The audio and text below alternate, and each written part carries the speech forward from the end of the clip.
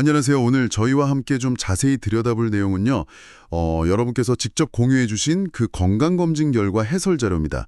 이게 보면 숫자들이 좀 복잡하잖아요. 특히 혈액검사, 또 간기능검사 수치들, 여기에 어떤 의미가 있는지 한번 파헤쳐 보겠습니다. 검진표 받아 들고 이거 뭐지? 하고 고개 갸웃했던 경험 아마 다들 있으실 거예요. 오늘은 그 숫자 너머의 이야기, 이걸 좀 쉽고 명확하게 풀어서 여러분의 건강 이해도를 좀 쑥 높여드리는 게 목표입니다. 자, 그럼 바로 시작해볼까요? 첫 순서는 혈액검사 결과인데요. 보통 백혈구 수치가 높으면 염증 반응이다, 이렇게들 많이 아시죠?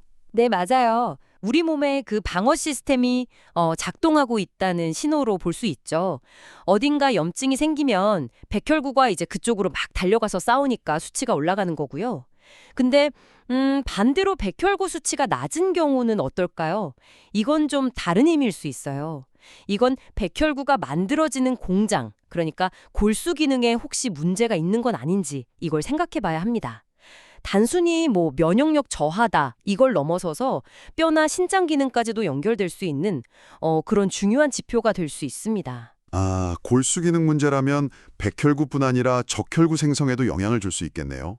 적혈구 하면 바로 빈혈이 떠오르는데 자료 보니까 빈혈에도 종류가 꽤 다양하고 특히 아이들 성장에 미치는 영향이 크다고 나와 있더라고요. 네, 맞습니다. 보통 이제 2세 미만 아이들 성장이 좀 더디다 싶으면 칼슘 부족인가? 이렇게 생각하기 쉬운데요. 의외로 철분 부족, 그러니까 적혈구를 만드는 재료가 부족해서 그런 경우가 꽤 많아요.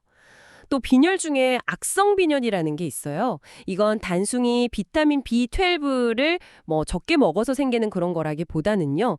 우리 몸이 B12 흡수에 필요한 인자를 스스로 공격하는 약간 자가 면역 질환에 가깝습니다. 좀 심각할 수 있죠. 그래서 적혈구 오양까지 변형될 수 있거든요. 그래서 동물성 식품 섭취가 중요해지는 거고요.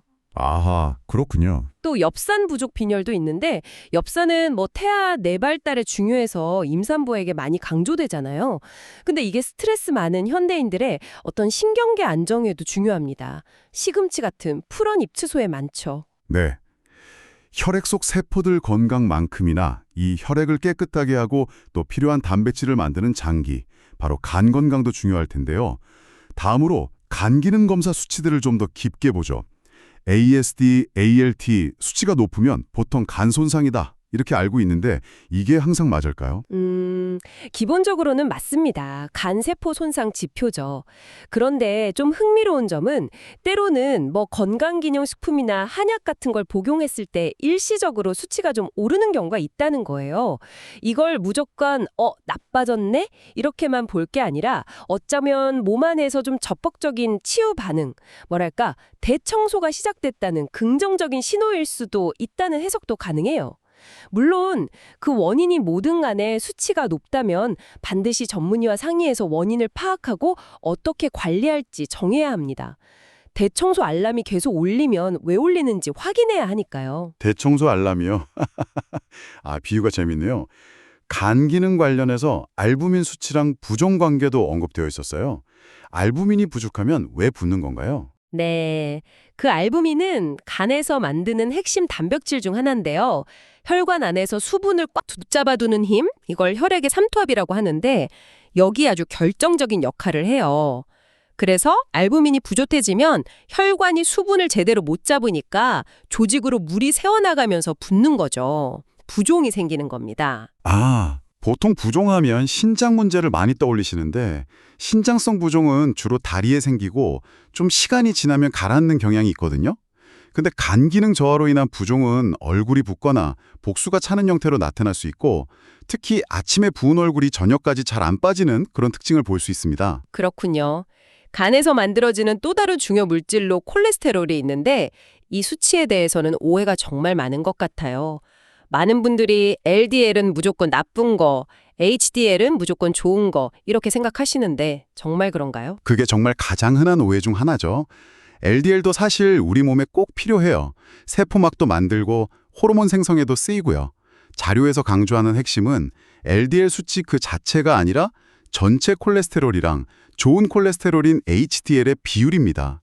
비율이 중요해요. 마치 팀 스포츠에서 선수 한 명이 아무리 뛰어나도 팀 전체 조화가 중요하듯이 총 콜레스테롤 수치가 좀 높더라도 HDL 수치가 충분히 높다면 즉 그 비율이 건강하다면 혈관 건강은 생각보다 괜찮을 수 있다는 거죠. 아, 비율이 중요하다. 이건 정말 중요한 관점이네요. 그럼 관건은 HDL을 높이는 건데 이게 솔직히 쉽지 않잖아요. 운동에 좋다고는 하지만 꾸준히 하기가 좀 어렵고. 혹시 뭐 다른 방법은 없을까요? 아, 안타깝게도 약물로는 HDL을 효과적으로 높이기가 매우 어렵습니다. 예전에 개발됐던 약들도 부작용 문제로 거의 사용되지 않고요. 현재까지 가장 확실하고 또 검증된 방법은 역시 꾸준한 운동입니다. 실천이 어렵다는 점은 저도 충분히 공감하는데요. 근데 실제로 꾸준히 운동하시는 분들 중에는 총 콜레스테롤이 높아도 HDL이 같이 높아서 비율적으로는 아주 건강한 경우가 정말 많습니다. 작은 노력이라도 꾸준히 하는 게 중요합니다. 네, 역시 꾸준함이 답이군요. 그 외에 검진표에 있던 빌리루빈 수치, 이건 황달과 관련이 있다고 하던데 정확히 뭘 보여주는 건가요? 빌리로빈은요, 수명을 다한 적혈구가 파괴될 때 생기는 노란색 색소예요. 이게 주로 간이나 비장에서 처리되는데 이 기능에 문제가 생겨서 빌리루빈이 제대로 처리되지 못하고 혈액에 쌓이면 피부나 눈 흰자위가 노랗게 변하는 황달이 나타나는 거죠. 즉, 간이나 담독의 건강 상태를 좀 엿볼 수 있는 지표라고 할 수 있습니다. 마지막으로 요산 수치는 통풍과 직결된다고요? 네, 맞습니다. 요산은 우리가 먹는 단백질 중에 퓨린이라는 성분이 있어요. 이게 대사되고 남은 최종 찌꺼기 같은 건데요. 이게 너무 많이 만들어지거나 신장을 통해 제대로 배출되지 못하고 몸 안에 쌓이면 뾰족한 결정 형태로 변해요. 그게 이제 관절, 특히 엄지발가락 같은 곳에 염증이랑 엄청난 통증을 일으키는 통풍의 원인이 되는 거죠.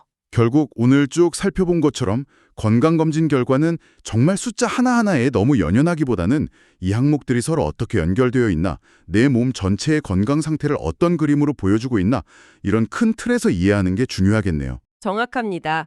총 콜레스테롤과 HDL의 비율처럼 개별 수치 너머의 패턴을 읽는 것, 그리고 백혈구 수치 변화가 단순 염증인지 아니면 더 깊은 문제를 암시하는지 그 의미를 종합적으로 파악하는 것, 이것이 바로 우리 몸이 보내는 신호를 현명하게 해석하는 방법이라고 할 수 있겠습니다. 네, 오늘 저희가 나눈 이야기들을 바탕으로 여러분께 마지막으로 이런 질문을 한번 던져보고 싶습니다.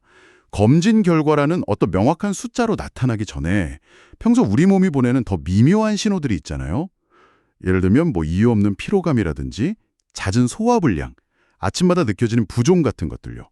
이런 신호들에는 과연 얼마나 귀 기울이고 계신가요? 이 시간을 계기로 한번 좀 돌아보시는 건 어떨까 싶습니다.